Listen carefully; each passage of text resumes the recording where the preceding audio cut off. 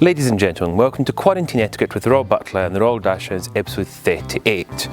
Now, somebody's requested what items are needed for when you're preparing a dinner.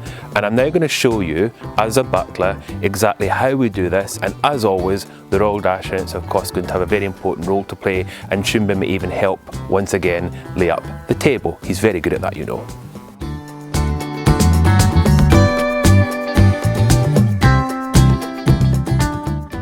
I've put together my tray, which is what I would normally do with the items that I require, and I'm going to now talk you through exactly what I have here. But before I do that, just bear in mind this is for one person. So if you've got 2 or 3 or 4, then you're going to times this by that number.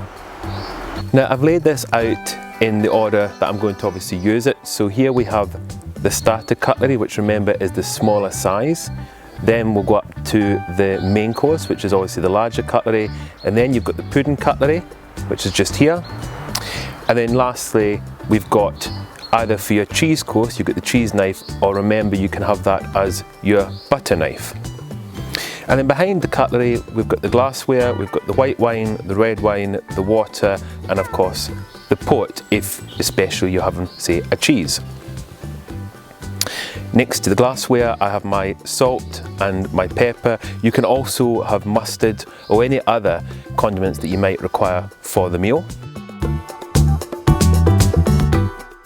And then in front here, we've obviously got the starter plate, the main course plate and the pudding plate. Now, for this demonstration, I'm using the fish plate for my starter and my pudding, and underneath I've got the main course plate. And on top, I've got the side plate, and they're obviously stacked in, once again, I like things kind of done in a certain style, and I've stacked it so it all looks quite tidy. And then of course, on top there, we've got the napkin, which you'll then fold. And of course, those of you who've seen the other episodes will now know exactly how to fold your napkins. I'm sure you're very good at this now. And if you're having dinner by candlelight, a candlelit supper, as Mrs. Bucket or Mrs. Bouquet would say, then here you've got the candlesticks. You won't need these obviously for lunch, but if you're having a dinner, then that's where they'll be on your tray.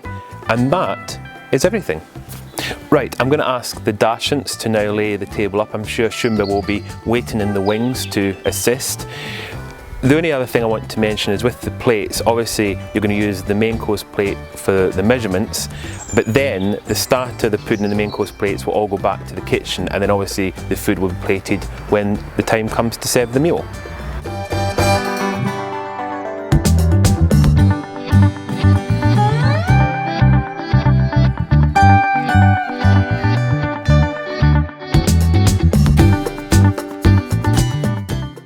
Right, Shumba, are you ready to demonstrate the correct way to lay the table up? Once again, you're now an expert at this. You should be very accomplished with this, doing this kind of thing.